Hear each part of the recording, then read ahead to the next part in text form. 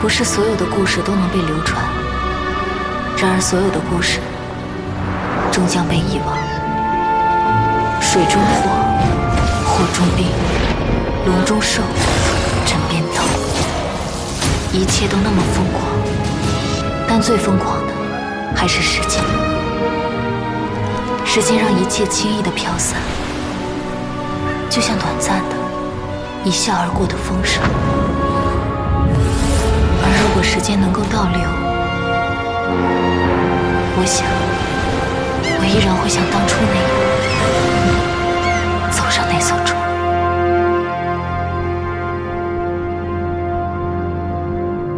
顾小梦，24岁，毕业于普林斯顿大学数学系。你左手边坐的是3017和3112，他们中的一个从保险柜里偷走了重要情报。从现在开始，你有10分钟的时间，找出这个偷盗情报的间谍。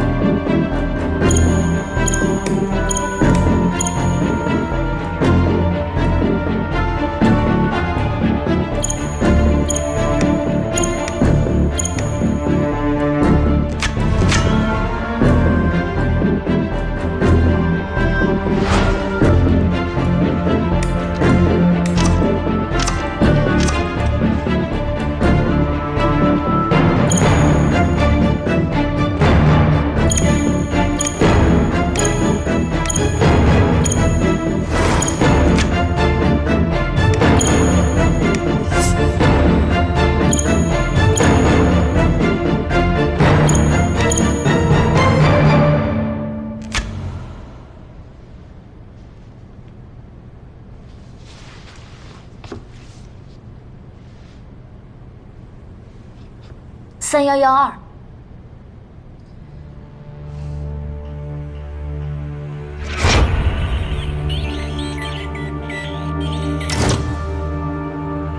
马上给他加试一道疑点测试。是。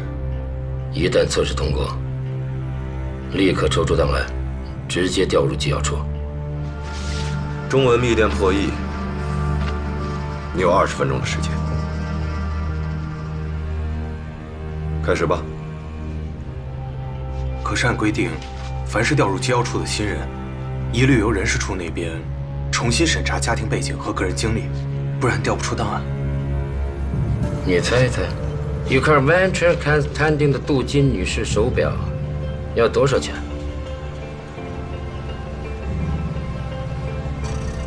一块仕女表，10户中人妇，她抬手就给砸了。24岁姓顾，在美国念的大学，整个杭州大概也只有一个顾家能养出这样的气魄。处长，您是说苏杭船王顾民章？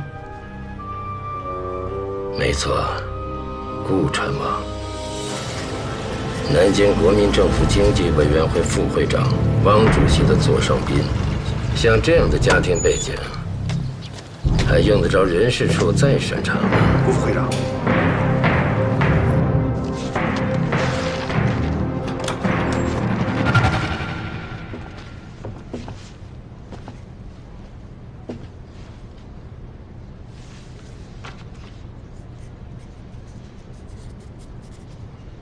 顾小梦特训班结业成绩：体能以下，射击甲上，侦察甲中，格斗以下，破译甲上。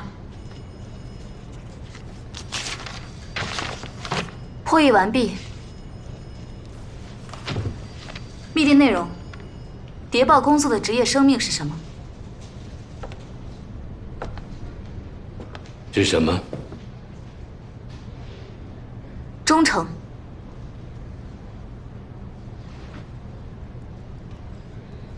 4分23秒，你是第2个取得这样好成绩的人。第一个是谁？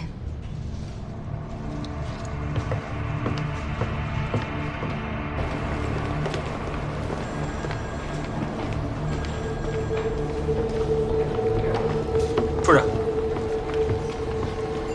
处长，76号主任办公室来电，丁主任怀疑上个月的531号密码本已经泄密，请您帮忙再另编译一条新密码。这一次不要经过张司令，直接派人送到上海，送到76号他的办公室。还有就是日军司令部情报部组织那个业务研讨会派谁去？1年研讨7、8回，应付个闲人吧。顾小梦的事儿办妥了吗？这个还没有。怎么回事？顾小梦被分到司令秘书处了。张司令定的新规矩，凡是人事调动，除了他签字之外，还必须要让吴大队长同意。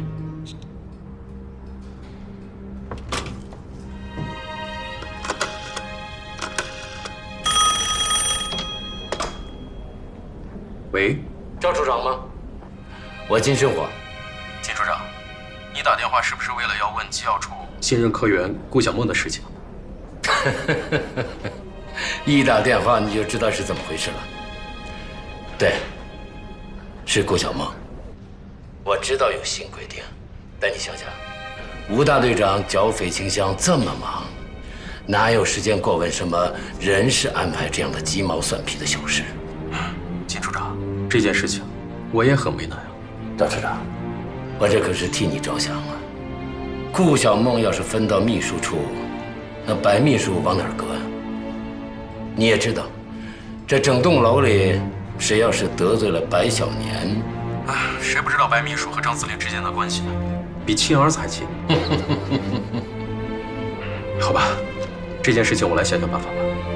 这就对了嘛。下人，谢赵兄，你马上找到姓赵的，办完转接手续，亲自送到南京金密寺备案。是。找到金密寺孙处长，务必打听一下副司令的人选。这张司令的报告里写的是谁？是。啊，对了，处长，听说这个业务研讨会，吴大队长也去，由他负责安保警戒工作。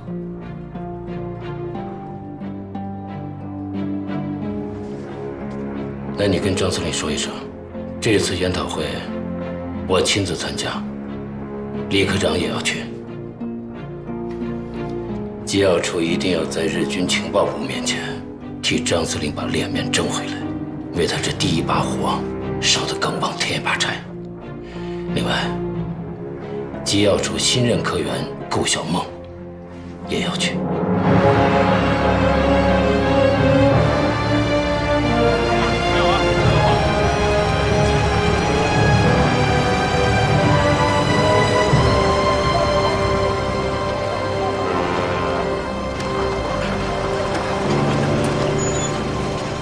刘少校，走吧。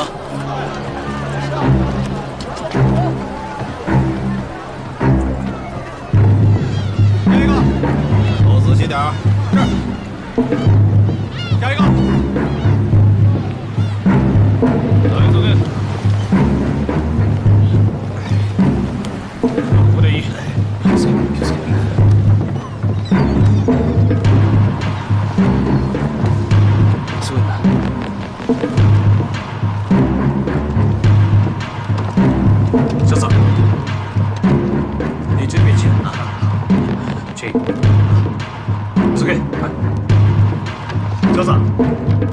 準備はどうだ？少佐、整えました。行ってこい。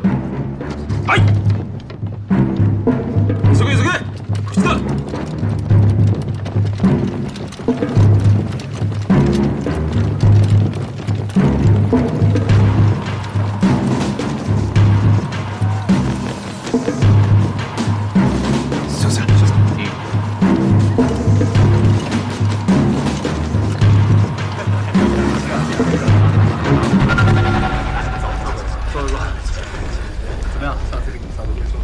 少佐、少佐。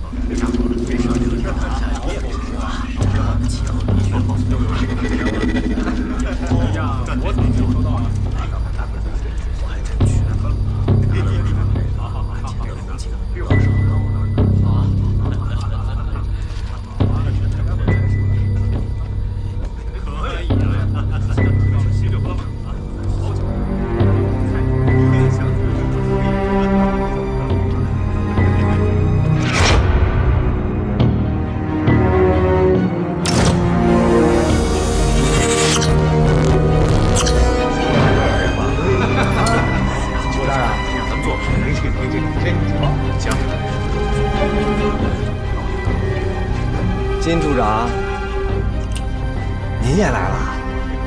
金教授，请。请。少佐，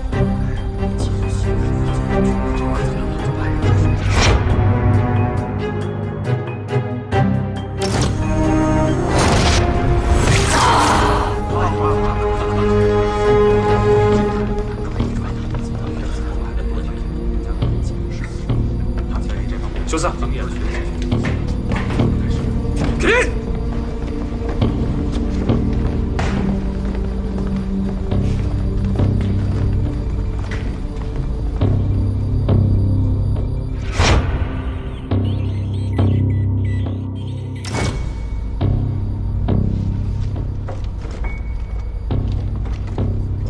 我是情报部第2科科长参警寿一。由我来向诸位转达此次业务研讨会森田大佐的部署。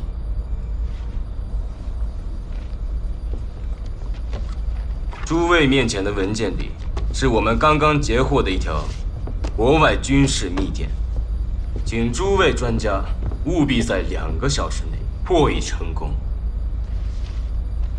森田大佐已经得到了松井司令的准许，最先破译该条密电的破格进显2级。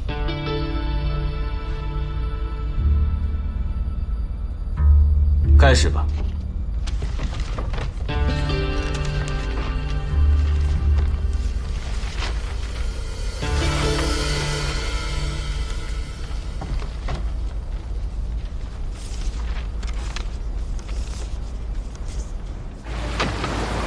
顾小梦，机要处科员，金生火处长部下。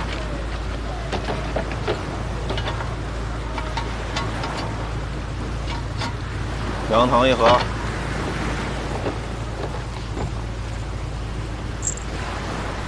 这是什么？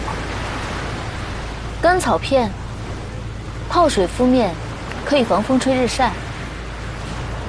怎么？不信你尝尝。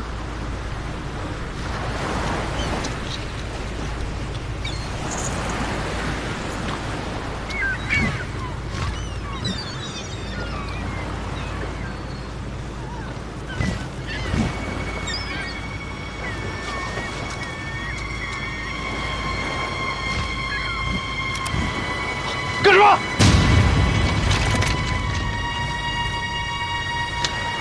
你们干什么？给我搜！别动！我是剿总的少尉军官，按照军规，下级不能冒犯上级，男兵不能搜检女士。你们是想被军规处分吗？吴大队的兵只管上命，不怕军规。给我上！再过来我就从这跳下去。我死了，谁都别想活。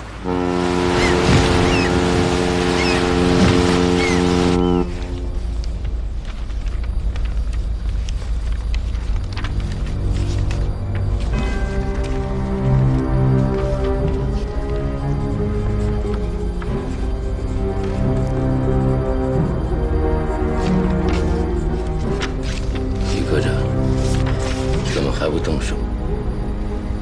没有必要。没有必要？难道你看出来了？因为解不出来。这种复杂的算法肯定是德军的恩尼格玛。恩尼格玛1代机在8年前被波兰人破译，已经没有人在使用。也就是说，这密码是由2代密码机加密的。没有恩尼格玛机，单靠手工破译，别说2个小时，2年也算不出来。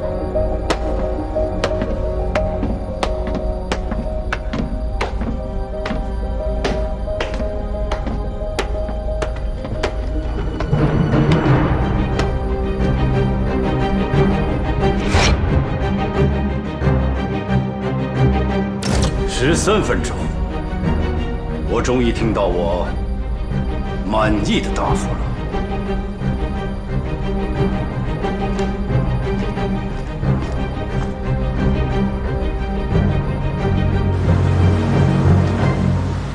想死，知道什么是死吗？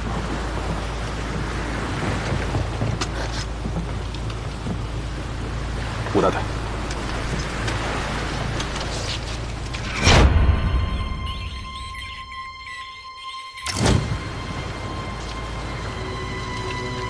这种微型相机，全司令部就2台。想拍什么？军备、布防，还是军事情报？什么都不想拍。我带他上船，只是为了收集研讨会的学习资料。收集资料？难道不知道情报部组织所有的会议都不准拍照和录音吗？我不知道，是金处长让我借了相机带上船。这回答好，光这句话就足够把你跟金生火送到审讯室了。把相机和他押到森田那去。可是吴大队，森田大佐现在……我不说第2年。啊，是。您就是吴柱国吧？他们都说，您年纪轻轻就升得这么快。是因为军功多，杀人多，可不是因为只会巴结日本人。见过杀人吗？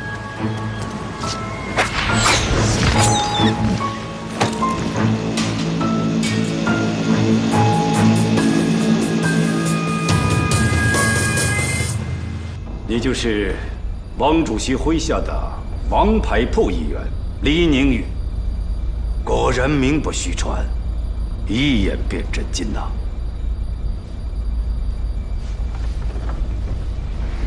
诸位手中这些密电，不是普通的电文，而是德军的恩尼格玛。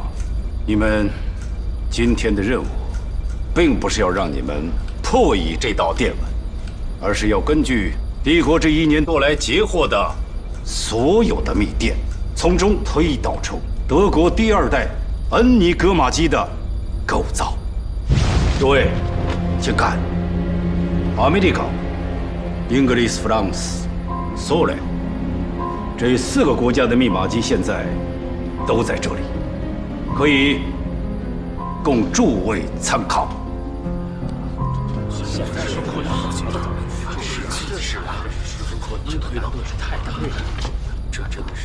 站住！李小姐，你什么意思？你还想说这不可能？就凭给的这几台密码机，不可能。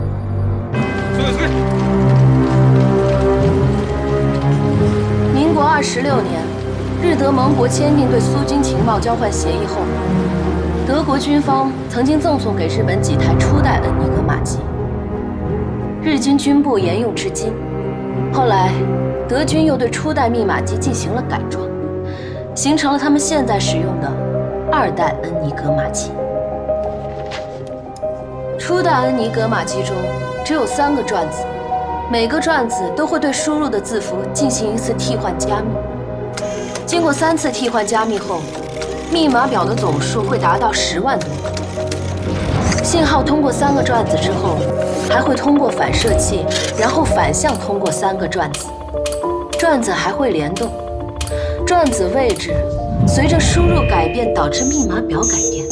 除此之外，在键盘信号传到转子之前，还会通过一个接线板，接线板的具体接线也是密钥的一部分，大大增加了密码表的数目。1933年，波兰的雷耶夫斯基通过制造了复制机型，破解了1代恩尼格玛机。德国被迫新增了扰码转盘，波兰人再也没有能够破解。理论上说，如果没有恩尼格玛机，单靠手工暴力破解绝无可能破译。只要替换加密模式，就意味着不同的字符被替换后输入结果都不会是它本身。所以只要统计不同的字母出现的概率，利用德语语言学统计模型进行推算，一样可以推导出恩尼格玛机的替换规律。只要截获的密电够长，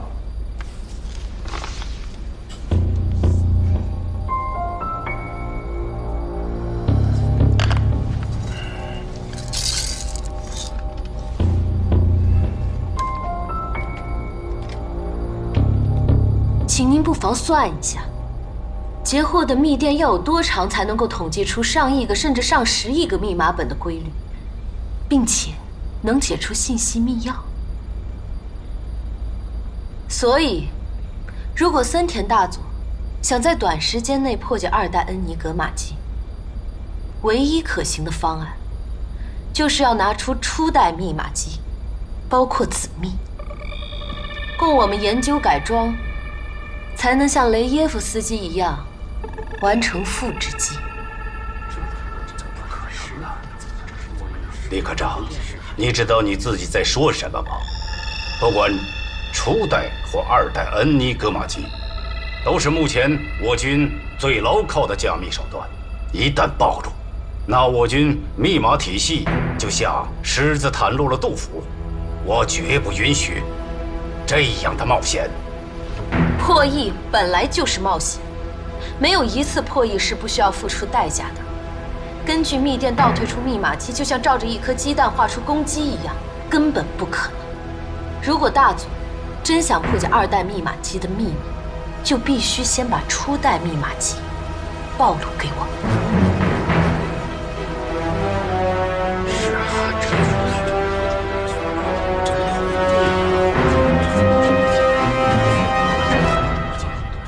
李科长，我怀疑你是敌方的间谍，特意刺探军部密码机的秘密。你有3秒钟可以坦白。你起，你撒。报告！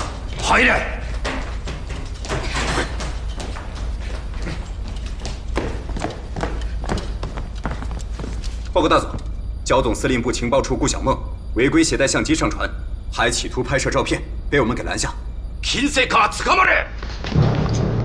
大佐，这一定是个误会。不是误会，是预谋。这2个人都是你的下属，一个要曝光密码机，一个要私携相机上船。如此相互的配合，只有一种可能性，那就是金处长你精心筹划的窃密行动。この3人抑えれ。司令部に報告し、俺が直接尋問するから。好，慢着，不用麻烦大佐，我自己来审。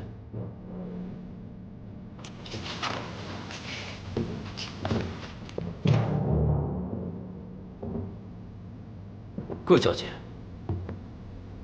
我想请问这位是谁？他叫什么？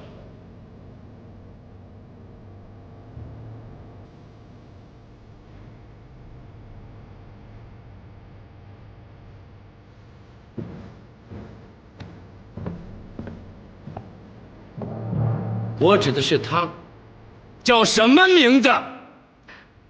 他谁啊？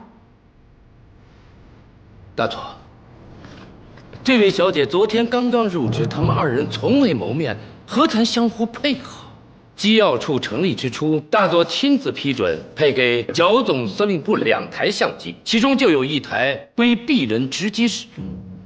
我如果想窃取军部恩尼格玛机的机密，何不把这种最先进的照相机安装在手杖里、茶杯里，或者在这雪茄盒里，这样就能轻易地躲过搜检。我金某在情报界总也有20几年的资格了吧，还不至于蠢到这一步，让这位刚入行的顾小姐带着这种照相机，明目张胆地到这个场合来。别说了。从您出现到现在，一共走了85步，说了341个汉字。我的记忆力比相机还可靠，甚至照片拍不出来的，我都能记住。要窃取2代恩尼格玛机的秘密，我根本不需要什么相机。至于这个人，昨天才到机要处，还够不上跟我配合。果然是新的。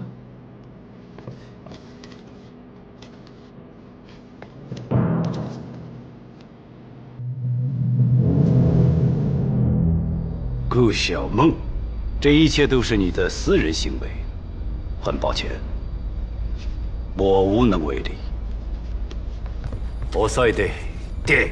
是，走。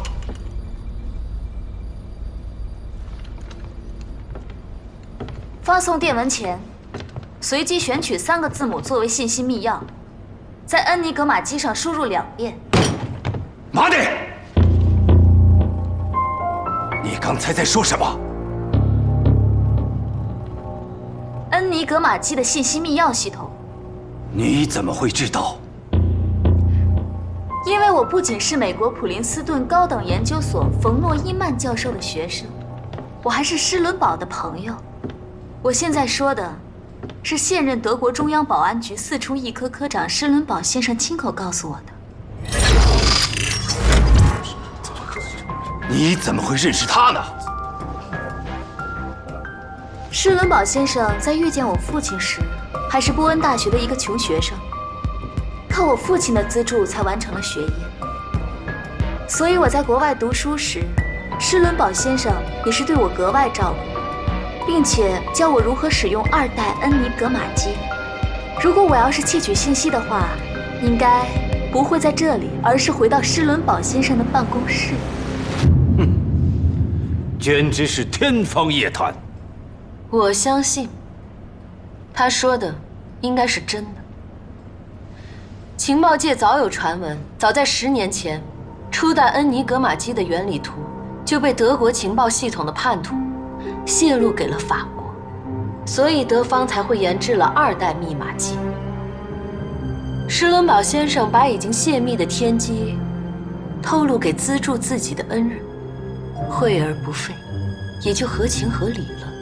你说这话得要有证据。我没有证据，可大佐，您一定有证据。大佐可以回忆，这1年以来，军部的情报总共有多少次泄密？只怕没有上百，也有数十。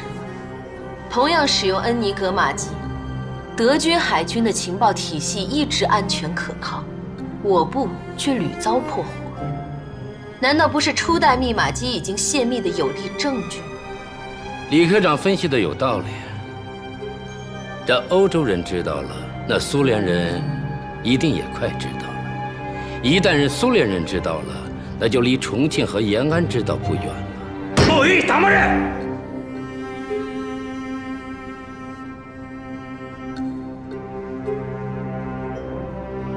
李科长，你刚才说过，任何一次的破译都是要付出代价的。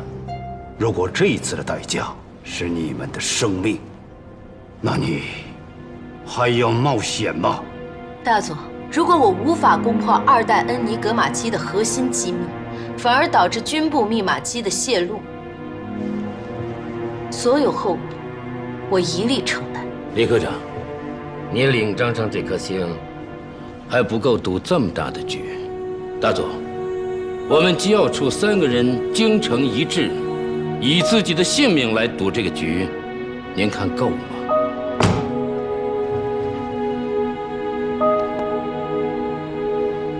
阿格尔，莫德奎，这阵中会再走96个小时。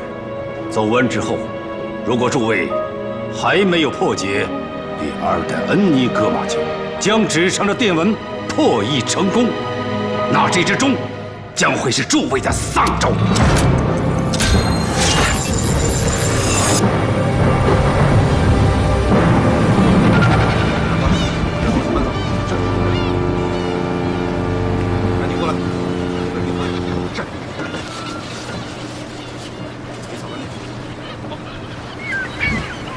跟人一样，为了争口实，连血都吞得下。可惜了这身白金的羽毛。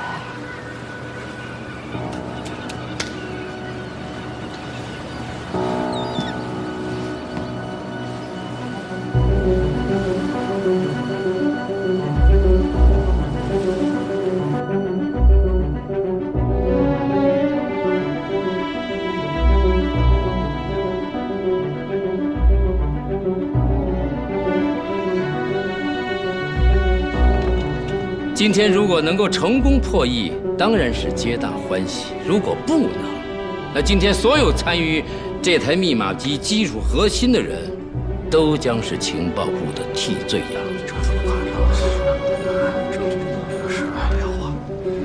诸位，敌人能力有限，就先退出了。别说了，我们也先退出了啊！我先告辞了啊！告辞。慢走，慢走。李科长，您真的有把握破解得了吗？您也是专家，应该清楚这是怎样的任务。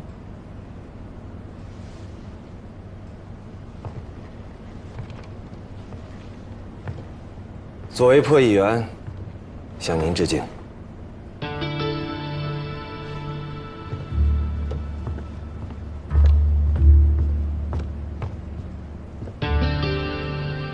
金处长，我这就把信息密钥写下来，协助李科长破译。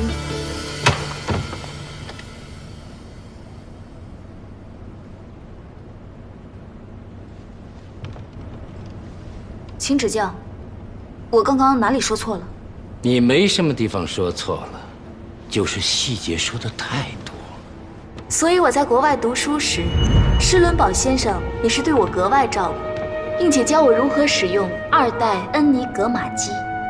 如果我要是窃取信息的话，应该不会在这里，而是回到施伦堡先生的办公室。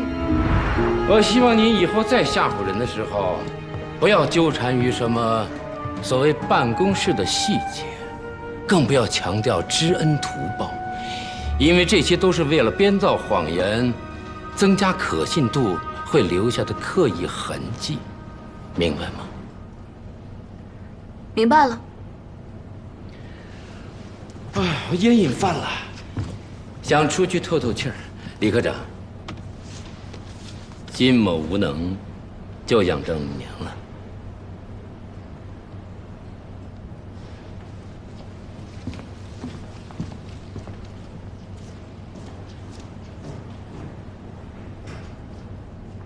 时间紧，任务重，我留下来协助你。连一个谎都说不好，你能协助我什么？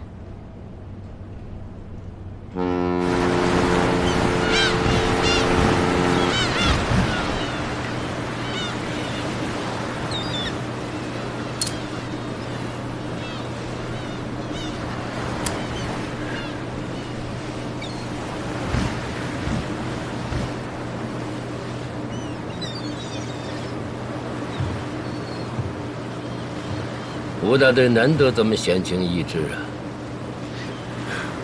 春荒战乱，日本人又在维港造船，水鸟都快饿死了，喂他们一顿饱饭，金处长容不下。别这么说嘛，我也是好意。自古鸟为食亡，这吴大队手上的食儿也不是那么好吃的。啊，不过我还是要感谢吴老弟，你这么煞费苦心把人带到了森田跟前儿，让我有一个当庭申诉的机会。不然的话，就凭着森田的做派，只怕我一离开会议室，就得死个不明不白。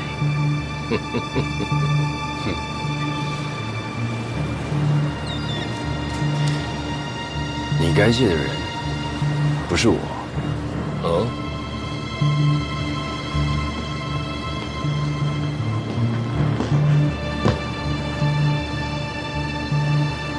都在同一条船上，难逃同生共死。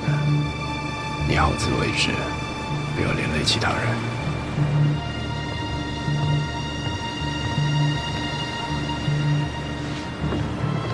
想干什么呢？您说什么呢？顾少尉，我倒似乎该问你一个问题呀：你为什么要携带相机上船？为了保存研讨会的学习资料。那为什么一口咬定是我让你带上来的？我当时也是被吴志国吓坏了，也是急中生智，就说是您让我带上船的，想说他能看在您的面子上对我网开一面，可没想到他今天是网开一面了，但不是看在我的面子上。那是李明玉。看来那些传闻是真的，唉，我倒要好好谢谢他。你也犯不着先感谢谁。即使你顾少尉进了日军司令部的审讯室，那顾老先生神通广大，为了让他的千金脱险，只不过是给汪主席打个电话的功夫。可我金某人就惨了，我背靠冰山，只能是九死一生了。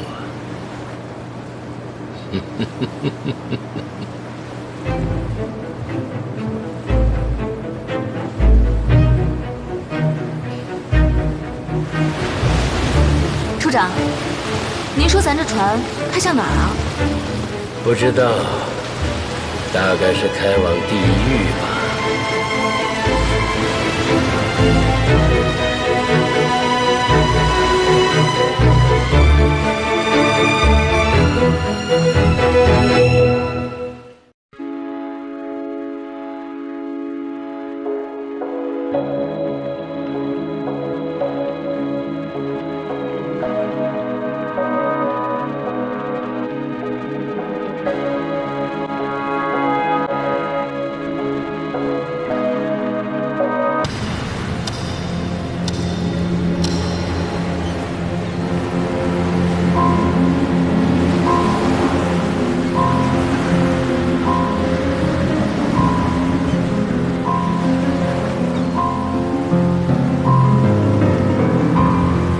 经过去7个小时了，就算我毫无用处，金处长，您也不过去看看吗？我可听说过，当年您在戴笠麾下时，曾经独立破译过一个苏联红军的特级密电，是军统里数1数2的破译专家呢。人生不堪话当年呢。顾少尉倒是打听了我金某人的当年，有没有听过李科长的履历啊？民国22年，德国哥廷根大学数学系毕业，24年随其夫加入了张学良创建的四维学会。他结婚了？那吴大队长？西安事变前，其夫病重身亡，随之就脱离了与四维学会的关系，再赴德国进修电讯专业。次年回国，与当时的英国驻华大使馆高级翻译，也就是现任的丈夫结了婚，投在了钱司令的门下。再后来嘛，日进英退，这个翻译丈夫不得势了，然后又随着钱司令改换门庭。又是张学良，又是英国人。李科长时运不错，步步险棋都能化险为吉呀。干你我这一行的，没有一个人单靠运气能够化险为吉的。入职不过4年，苏联的密码破译过，军统的密码也破过，连共产党的密码他也破过。在咱机要处没有他破不了的电文。去年的青岛会谈，要不是他提前破译了中统的刺杀令，那汪主席的命恐怕早就丢在迎宾馆了。连丁主任都称赞他李宁玉能够抵得上整个76号，再外加一个特高课。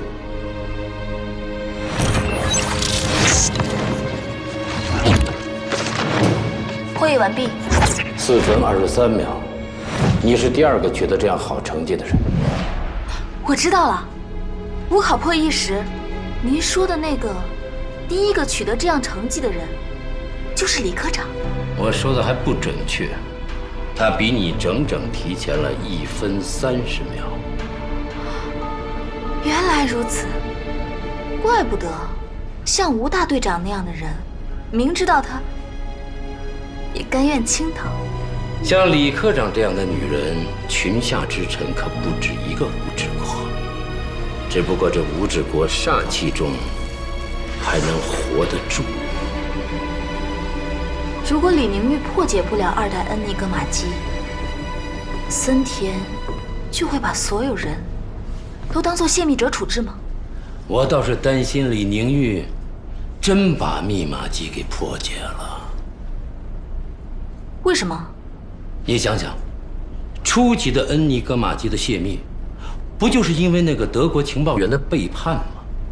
日军想保证新密码机的设计不被泄密，最好的办法就是杀掉这个破解者。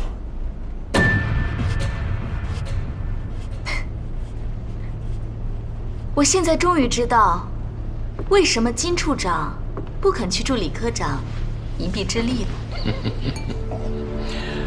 只可惜现在想躲也躲不过去了。你有没有想过，这日本人为什么非要改装恩尼格玛机？不是因为初代机可能已经泄密，需要更安全的2代机替换吗？如果已经不信任恩尼格玛机了，犯不着用这么大的力气，非要改装成德国人现在用的2代机。这么干的理由只有一个，那就是日本人要掌握他们这个德国盟友高层的机密。所以，只要破解成功，森田就会杀人灭口。要是换作戴笠，一定会这么干的。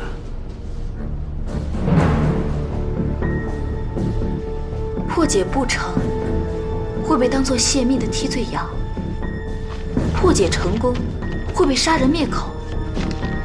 所以这次，无论成败，都是个死亡任务。其实我早该想到，一个业务研讨会，为什么非要上船出港？无非是让你插翅难逃。没想到咱们是自投罗网，自投罗网啊！金处长，没那么悲观吧？虽然您军统的经历不堪回首，可死里逃生的经验可不止1次2次了吧？金处长，我们现在是一条船上的人了，您就是我和李科长的指望了。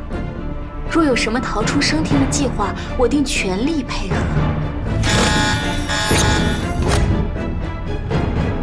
只要我金某人能活着下船，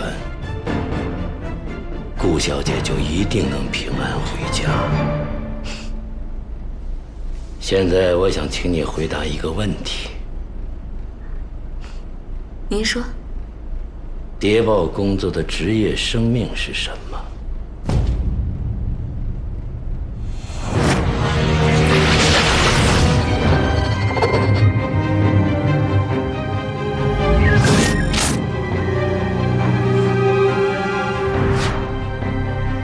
是信仰。答案我只说一次：谍报工作的职业生命就是生命。保住自己的性命比什么都重要。1、2、3。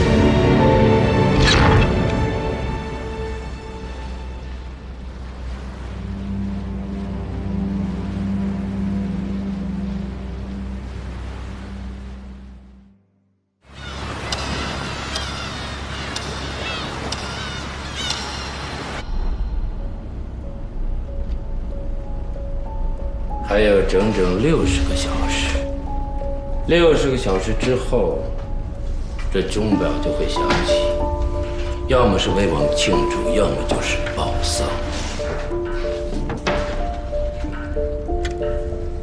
生死存亡，就在这长短针几圈转动之间。我现在需要做什么？做3件事。第一，从现在开始就不要和李宁玉有任何接触。是。第二，就相机事件，马上写一份检讨书，向张司令请求处分。顾小姐，我金某之后，有很多地方要仰仗领尊，负天下人也不敢负您顾小姐。没问题。这第三，去找吴志国，没有他的配合，我们所有的计划都是水上对沙。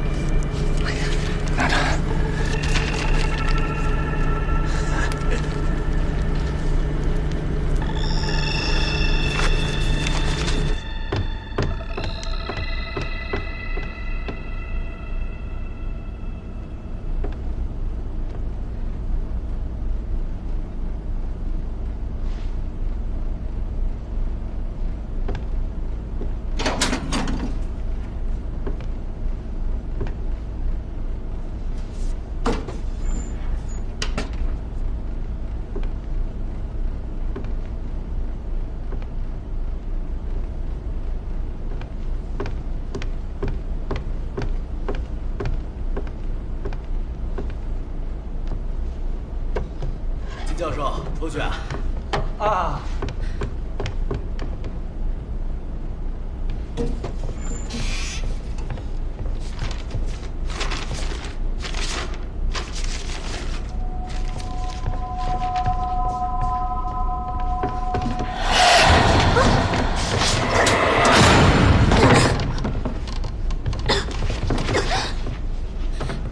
金生火让你来干嘛？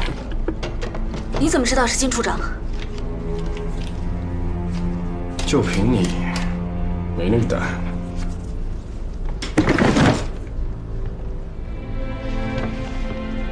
我们现在都只剩下60个小时的命了。如果李宁玉破解不了2代恩尼格玛机，森田就会以泄密为借口处置我们。如果他成功的破译，为了防止密码机泄密，森田还是会杀你们灭口。既然吴大队您都知道这是一个死亡任务，您就不替我们着急啊？我们把话讲清楚啊！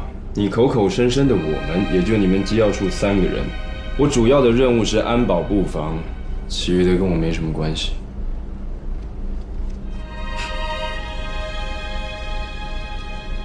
可是，李科长，在你说的“我们”里面，这还不够吗？金生火就要你来说这个。金处长还说了，只要吴大队肯助一臂之力，他就有办法帮大家搏出一条生路。他有办法。呀，吴大队来得及时啊！这酒刚醒了半个时辰。请。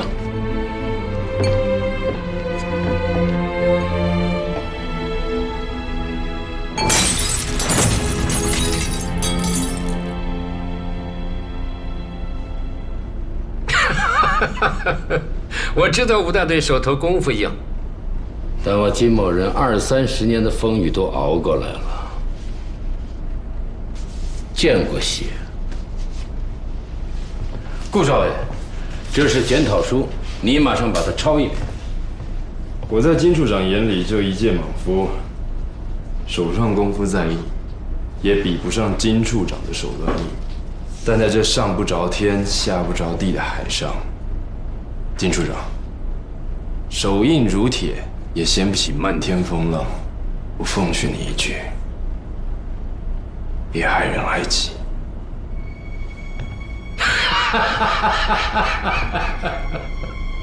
顾少尉，现在你应该清楚，为什么我让你去请吴大队长。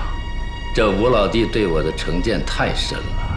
吴老弟，借用一句你的名言，这一条船上的人难逃同生共死。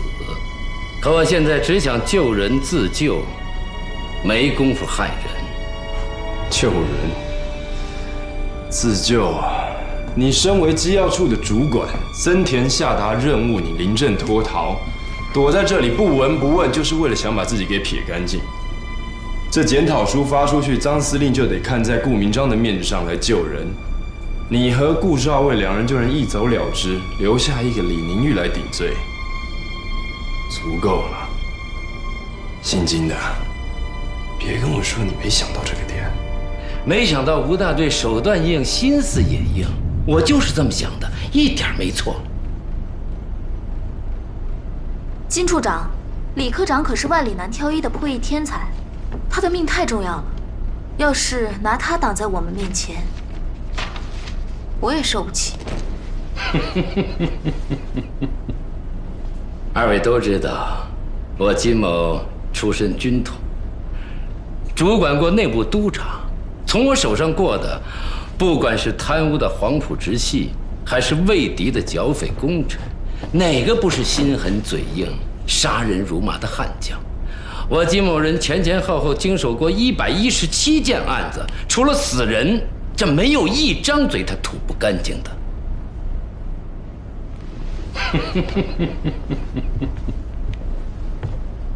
你我都是人，这人的本性最擅长出卖和背叛。哪怕知道同舟共济是上策，也没有人愿意把自己的命交到别人手里。于是这天底下的船，少有被外头的风浪掀翻的，都是翻在自己人手里。吴大队，顾少尉，我们现在3个人就如同审讯室里的犯人，结盟同生，背盟共死。你们是愿意相信我金某人，还是背叛？你们自己挑。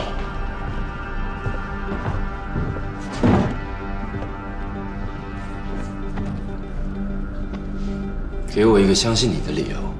我想活。可你不让我活。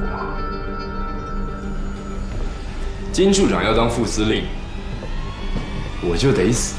副司令，你来做。我明人不说暗话，如果此番金某能救了顾船王的千金，这区总队副司令是不是小点儿？金处长，既然要结成生死同盟，就更不应该把李科长弃于船外了。我什么时候说过不救他李明玉了？这第一步首先得救我自己，第二步救你顾小姐，然后我还有第3步，能救活他李宁玉。否则的话，我怎么敢请吴大队上这儿来喝酒呢？就凭你？对，我已经找出了破解2代密码机的方法。大佐，李宁玉破解不了2代机，我敢断言，他根本不想破解2代机，而是假道伐国，窃取军部密码机的机密。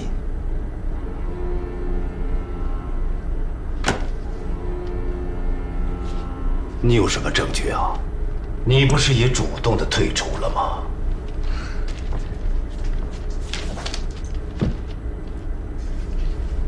我退出就是为了要拿到他延误破解工作的铁证。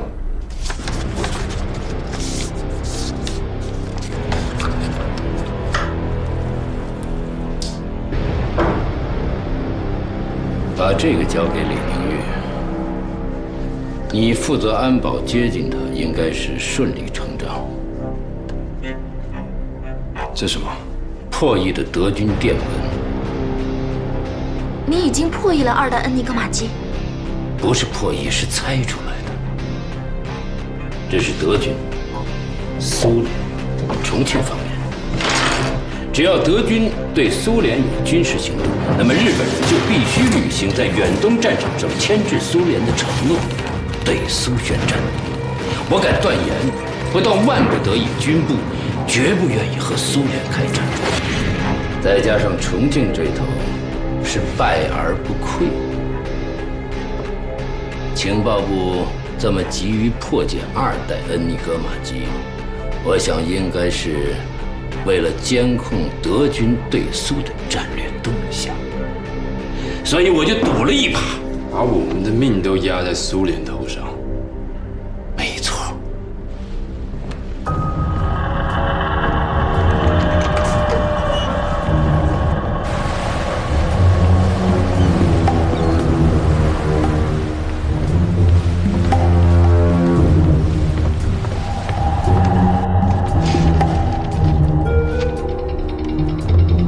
越是破解的愿望，越是愿意相信最担心的结果。只要破译的这份电文是德军对苏联的军事行动有关的，那森田就一定会信以为真。那破解2代机的任务就算完成了，至少他李宁玉眼前这道坎儿就算迈过去了。金处长，可您之前也分析过，就算破解成功了，我们还是会被森田杀人灭口，避免泄密。所以说这道电文，它必须是假的。要想真正破解恩尼格玛机，有3个条件缺一不可：一，就是密码机的内部结构原理，这是李宁玉正在破解的；二，是德军的操作守则，就是你顾小姐用来吓唬森田时用的所谓密钥信息。这第3嘛，就是在发报之前，德军发报员所要执行的加密口令，这是1万个顶级的数学家也无法破译的，这靠间谍偷取。但根据我对德军情报系统的了解，他们几乎每天都会更换加密口令。所以，只要日军间谍没有窃取到德军当日的加密口令，就没有办法验证改装后2代机的真伪。对。只要情报部一天不能确定这个密码机是否改装成功，他们就一天不会轻易动李宁玉，更不会处置我们。如果争取到这段时间，加上汪主席和顾传王的庇护，至少我们这几条命暂时可以保下来。这就是你的第3步，还不止这些。你负责安保，我相信你应该能够接触到船上的发报系统。我拜托你马上发报，把顾少尉的检讨书发往司令部，让张司令速颁就令。那第2件就更简单了，等李宁宇宣布密码机改装成功，你就随便杀一个人，让他们相信这船上混进了军头特务。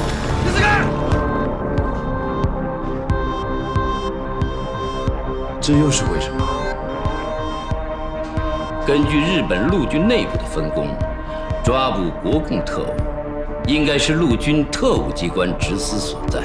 可破解2代机是个机密任务，情报部一定不愿意特务机关插手，所以，那森田大佐就必须尽快的结束任务，息事宁人。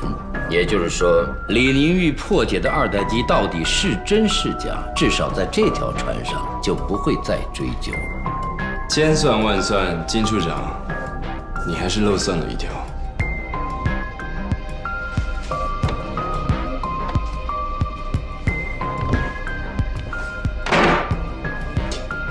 他可是李宁玉啊！还记得在青岛会谈那一次，他为了坚持自己破译的结果，连76号的禁闭室都敢下。他这样的人，你要他拿假密电逃命？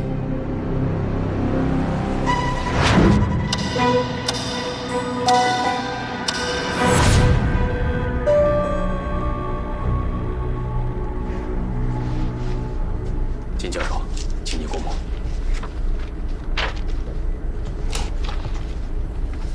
诸位，你们的结论也是这个？是。大佐，您过目。说结果。林宁玉的结果，不，他的验算只是在寻找初代机的密码本规律，根本没有涉及到二代机的结构改进。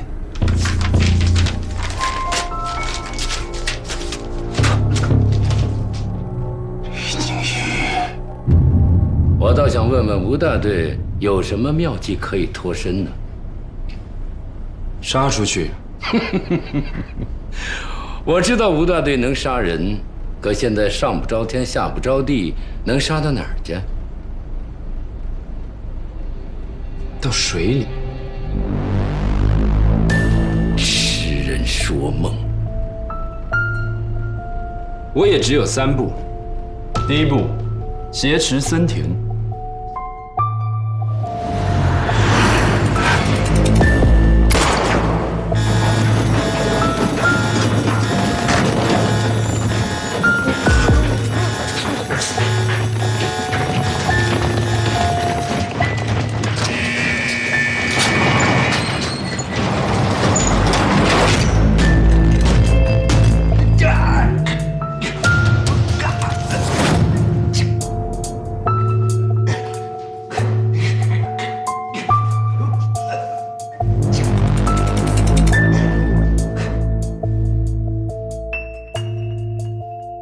第2步，杀几个人。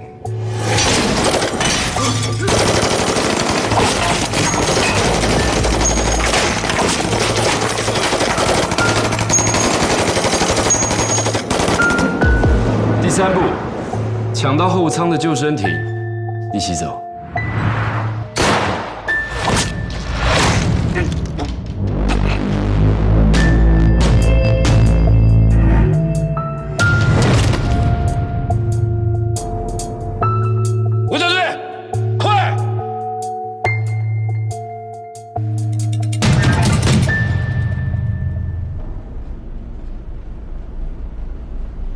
我看还是你吴大队这计划干脆利索，手起刀落，一走了之。可我还是想不通啊，他李宁玉才高气傲，既然不愿意用假密电逃命，难道就愿意跟着你吴大队杀人逃窜？如果把这2条路同时摆出来，让他李科长选，还是我金某人这弄虚作假要来的体面些。哪个来的比较体面，那得让他自己挑。行，那让我们来问问这顾小姐，你也是个姑娘，你愿意跟着吴大队冒这个险，即使九死一生拼杀出去，这一辈子也得隐姓埋名当逃犯，你愿意吗？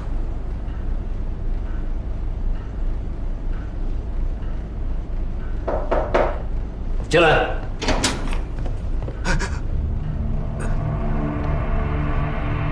吴大队，说。金圣贤向森田告密，说李宁玉是在附近。我知道了，出去。哎，怎么了？那个朝鲜专家金圣贤向森田告密，说李宁玉不是在破解2代机，而是在盗取军部初代机的机密。森田马上要去审讯李科长。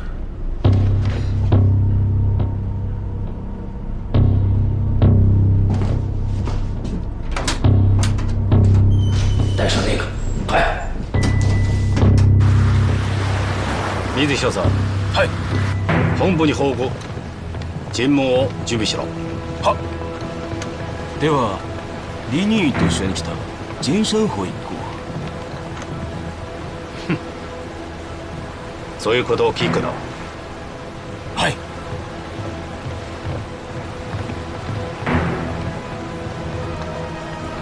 得给李科长通个信。现在就算想选也没时间了。我去拖时间，你们找他。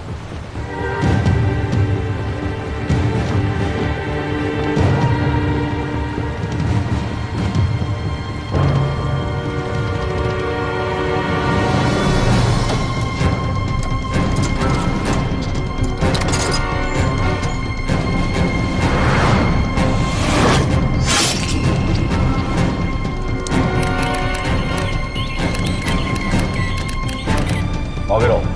はい。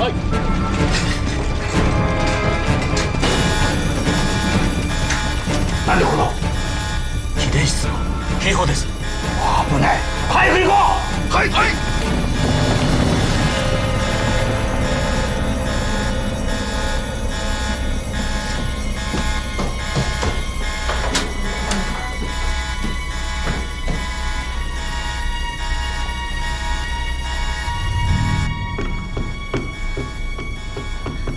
玉姐，你来干什么？森田要杀你。金圣贤诬陷，说你不是在破译，而是在窃取初代恩尼格玛姬的机密。他马上就要过来兴师问罪了。你现在只有这一条路了。这是金生活伪造的密电，就用它向森田证明你已经破解了2代恩尼格玛姬。别犹豫了，没有时间了。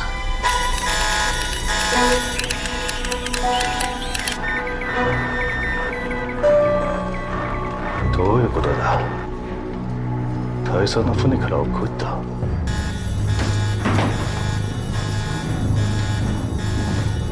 早く。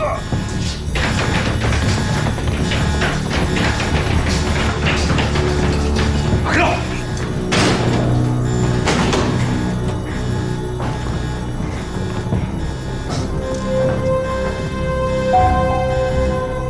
一撃で死んでいます。船に確認を入れろ。はい、わかりました。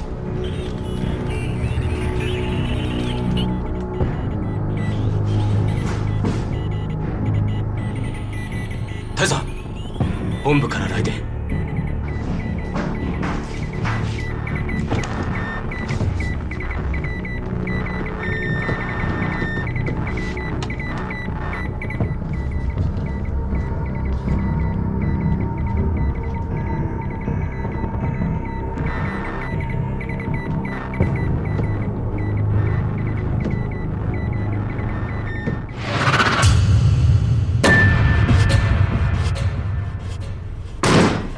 大佐、殺し屋じゃなくてスパイだ。この発信機盗用して不明な放送局に発信する人がいる。本部にボンドラされたんだ。その内容はまだ激しでいない。後ほど伝えてくる。本当にスパイがいると。早くリニー事務しろ。行こう。行くぞ。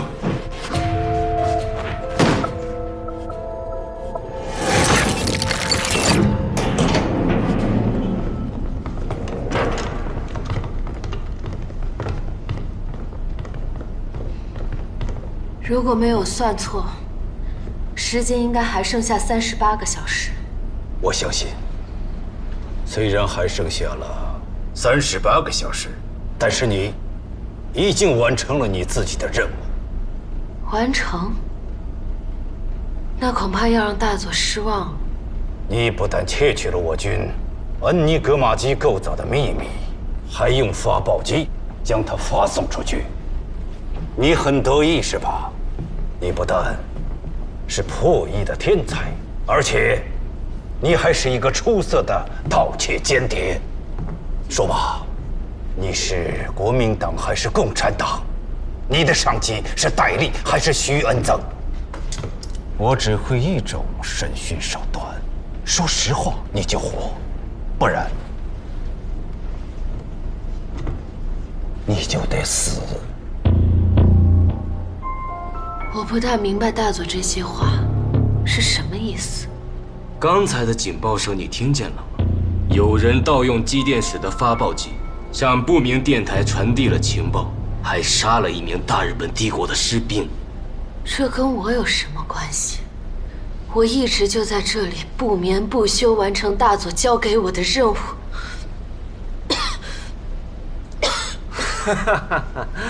别再装像了，这是你亲手写下的推算稿纸，赖不过去了。这上面全部是初代机的构造原理推算，还有密码本的规律，毫无涉及到二代机的更改方案。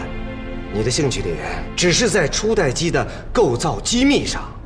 你刚刚完成了初代机的结构分析，就有人盗用电台强行发报。除了你，还能有谁？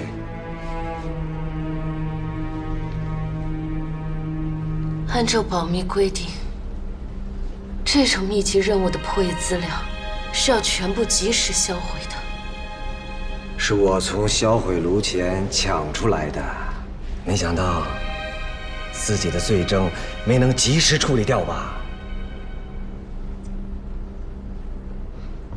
大佐，从你们昨天离开至今，我向他们前后交出了4批稿纸执行销毁。不知道金前辈只是抢出了这一份，还只是把这一份呈给大佐看了。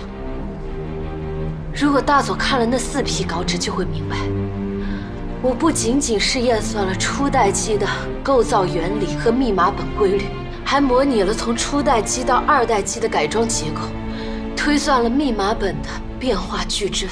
如果您只看到这一份稿纸，凭什么就断言我在窃取初代密码机的机密？如果全部的稿纸都在你手里，那么这样误导大佐陷害我又是为了什么？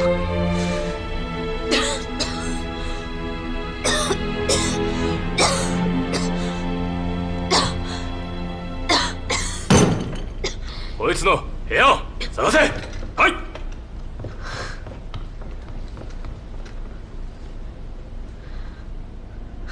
金前辈对我的指控，只怕说不过去了。你一定还有同伙。金前辈，作为一流的数学家和破译者，你应该知道，像恩尼格玛机的机械构造，根本不可能用3言2语向一个局外人解释清楚，更不可能用一条简短的电报发送出去。如果我真是窃密的间谍，应该是会想方设法活着下船，亲自把详细的构造情况交给上级，绝不会冒这样愚蠢的风险。因为你明白，自己根本不可能活着下船，你破解不了2代恩尼格玛机。你凭什么断言我破解不了？天才也是人，这世上只要是人的大脑，绝不可能跟机械对抗。不好意思，让你失望了。我已经完成了改装。森田这会儿应该相信船上混进了地方特务。太好了，给司令部的电报发了吗？你放心，张司令他一定得来。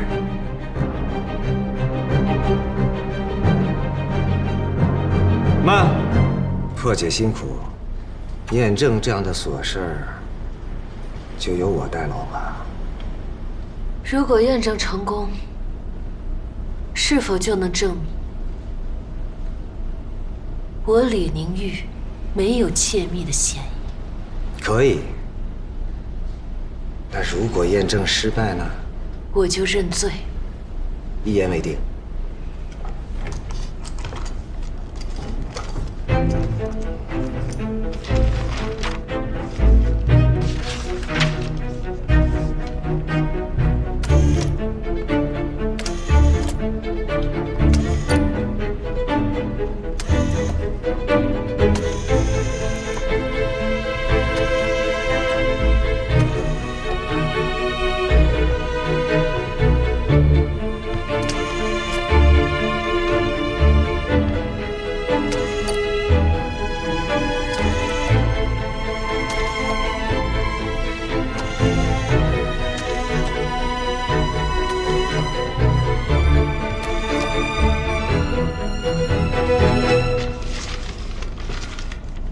验算完毕，鄙人惭愧，不懂德语。听说李科长曾在德国留学，那就赶快为大佐翻译吧。